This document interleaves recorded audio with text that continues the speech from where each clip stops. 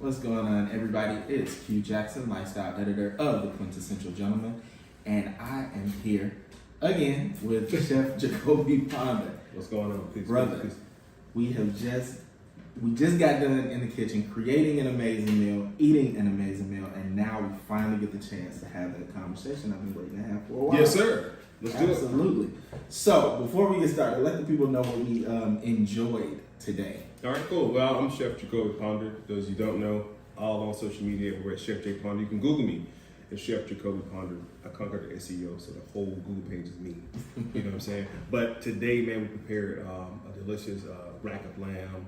We did some seasoned spuds, some potatoes, red rose potatoes, which is the original potato. Okay. Right? And some sauteed asparagus with some demi-glaze on that lamb. When I tell you this man has turned me on to something that I didn't think I would try. So I have been taught to eat your meat well done. Yeah. Forever. Today I tried a rack of lamb, Yep. medium done. And when I tell you the flavor, Totally different. when I tell you the tenderness of the meat, There you go. I think I'm a fan now. I like a little pink in my meat as of this moment right now. He's so here wrong. today.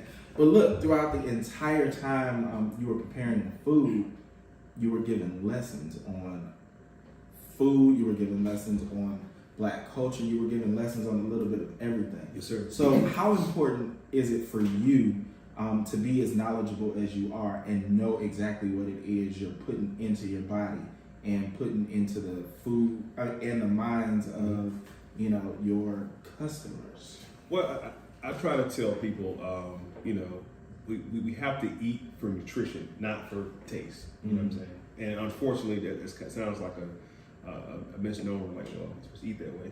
But health is essential. Whatever goes in your body is trying to figure out where to put these things at. So you want to eat for nutritional value, for dietary purposes. Like the potatoes we had today, the red rose potatoes, full of different vitamins and minerals and nutrients. The lamb itself is full of vitamins, nutrients, minerals. The asparagus, everything played a key point, even down to the amount of olive oil, the amount of butter. And butter gets a bad rep, of course, because of the amount of polysaturated fat that's inside of it. But people don't want to science food too much. You overthink it, you just stop eating it all. Yeah, you're not gonna want Right. Yeah. So I try to make it fun, man, and flavorful. And like I said before, I mostly use salt and pepper to kind of enhance everything. Fresh herbs, garlic, rosemary, thyme. And that's something that a study that I read years ago, that in most urban communities, most Black people shop inside aisles, low aisle canned goods, purchasing foods that are very carcinogen, processed, cancerous foods. And then in most other neighborhoods, they shop for fresh produce and stuff like that. If you go to a Kroger, for example, then you go to a Whole Foods, a fresh market, worlds of difference, right?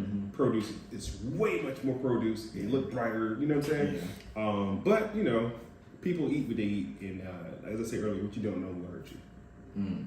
So for you, it had to have started somewhere. So in your cooking journey, when did you realize that what we put in our body is just as important as what we put in our mind? And where did you start as far as the education piece about food? Well, it goes back to my grandmother passing away from diabetes type 2.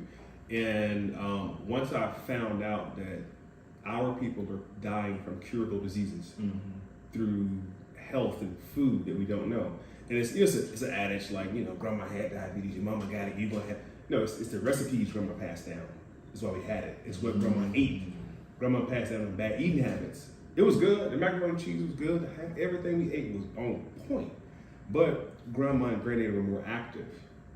They stayed out in the yard. They stayed moving. They stayed doing something. Nowadays, if we ain't got to move, we ain't gonna move. So you can't continue to eat the same way and not be as active as they were. So when I look into like holistic ways of healing, remedy people through food, I'm a culinary curator, so I call myself a culinary curator. So being a chef, having a culinary background, a culinary knowledge, I just coupled it with my background in nutrition and dietary. And I said, well, I can marry two together. And that's when I kicked off the cooking classes to let's have fun eating, but let me tell you what's in this food and how you should be eating it. It just popped off that way. So going from taking a serious stance against something like diabetes, heart health disease, which if a person has diabetes, they have cardiac disease also, and they're probably obese. They all run together. Like that's the rat pack. Okay. If you got one, you got the other two, no matter what it is, you know. So when I found out that you can eat yourself back to health, I'm like, dang, I got responsibility as a chef, not to just continue to give people what they want, give them what they want, but also tell them what they should be eating too. Yeah. Yeah. So with that being said, what are you as a chef, as a culinary curator, as a man full of knowledge, preparing to do about that to help change our community? I'm going to continue these cooking classes. I'm going to continue to get out here and pop off cooking classes, have fun. Because once learning becomes boring, then you don't retain it. So continue to make it fun, make it active, get involved as I can. When I was in Virginia, because I come from Virginia, I had partnered with the local library to where I did tours throughout the city of Virginia, and I would do lectures on health and wellness, and I would do a little quick demonstration on salmon. And what I noticed, the demographics were mostly people 45 to 62. No young people were here at all. You know, young people think they're invincible. Yeah. This crowd was like, hey, how can I stay here longer on Earth? Yeah. And it really took to where it's like 80, 60 people, man, at one time coming in. First it was slow, 8, 9 people, then word got out, and the more I came around, people started coming. It was free, a free event. And I would lecture for 35 minutes on health, wellness, and stuff like that, and then do a demonstration on salmon. How to say salmon. It's not salmon, it's salmon. An L is silent, people. For salmon, most people have not had salmon, but these are most country folks, older black people who fried trout, you know, fried catfish, and maybe tilapia, which is tilapia is okay. It's from Ethiopia, by the way. But most people just know what they know. So when I started doing pan-seared salmon and serving the salmon medium well, and they tried it, like, oh, I said, yeah, when the white stuff come out the salmon, it's over with. That white stuff is omega-3 acid. We want that to be in our body. Fat. Omega-3 fat. We want that to be in our body. Overcooked it. Yeah, just let it cool off and make salmon croquettes out of it. I used to scoop that little stuff off the side. That's the omega-3. You want that in your body. Oh my God. And it also prevents heart disease too. I'm going to eat a piece of salmon today, right now. Wow, I did not know that. Very beneficial.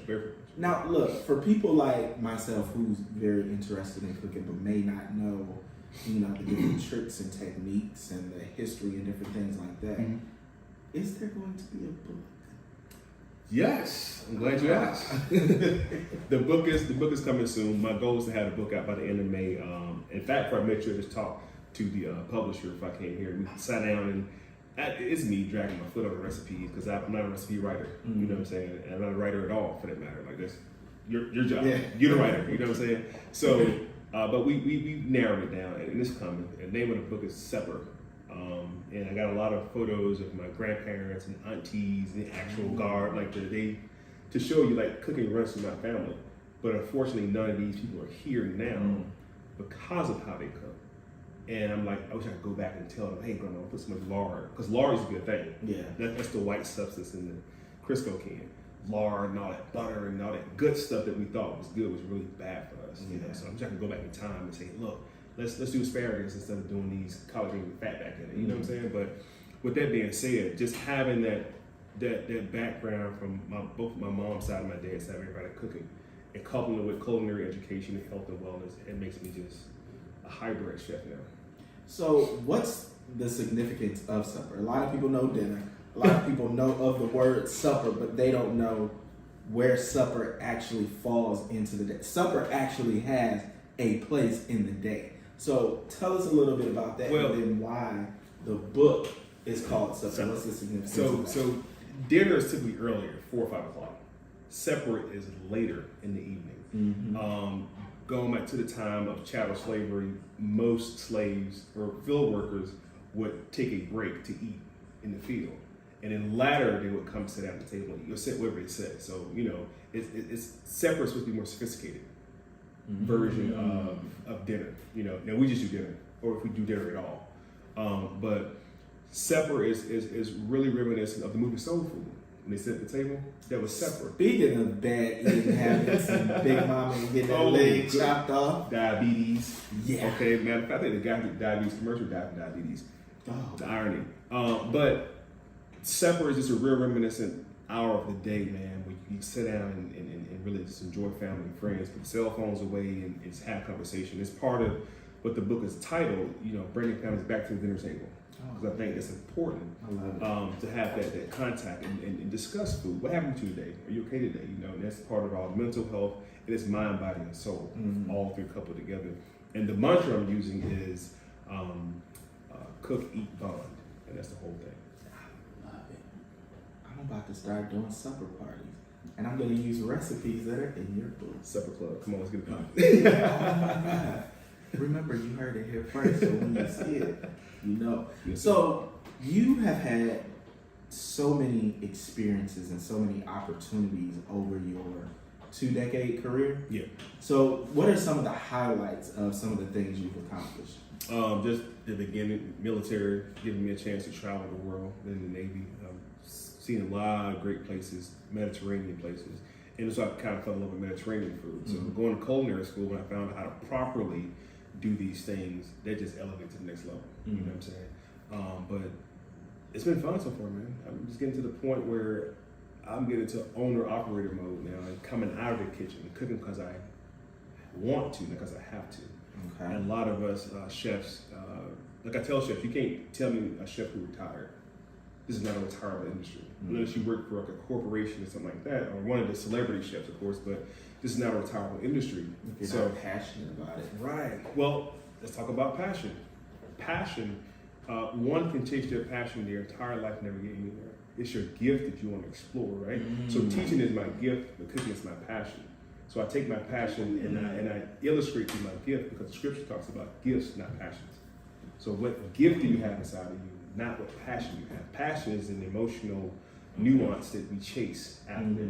It's like the dopamine drive of doing something. Your gift is what you do without even blinking an eye. Like it's easy for you to do it. You have a gift for writing. It's simple. Your passion may be something else, but your gift is writing. You're a very well writer. You can do this very well. But you have a passion for cooking. So you just cook. And cooking ain't got you nowhere. A couple of handshakes and photographs on Instagram, but your passion is what paying the bills. Your gift is paying the bills. Because it's easy for you to do it. I think the gift is telling stories. The passion is writing. Come on. There it is, man. Because whether I'm writing it or not, I love to tell a story. I love to listen to it. I think that's a part of me being nosy. That you said I was nosy when I was little. So Investigate. I think that's what. Yeah, exactly. My aunt said I was going to be a detective. So I think that's what it is. I think I just discovered my gift. That's it. Sitting here. Over supper. Well, not over supper technically, but I get it. So the book, when is the book coming out? Scheduled to drop at the end of May. I'm gonna start doing pre-orders around Mother's Day. Okay, that's fairly soon. Okay, yeah, man. So we're working hard. I know you're gonna be busy when this book comes out. For sure. But since you are here in the same city, I don't want to order mine online. Oh no, I want to autograph copy. I want mine. Yeah, I want to see it. I want to. Okay, so there you go. So yeah. I'm gonna be in the issue forthcoming. I'll give you my issue. Here you go.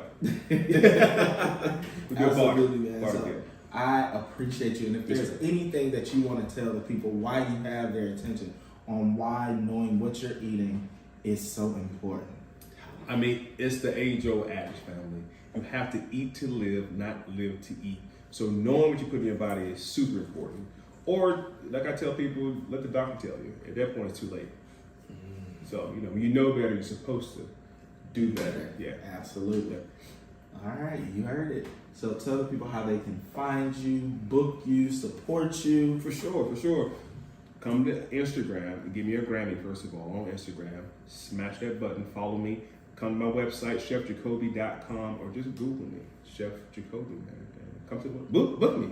I'm a personal chef. I'm a good guy. I'm a personable guy. And the food is good and the conversation is great. But thank you. Look me up. I appreciate it. Absolutely.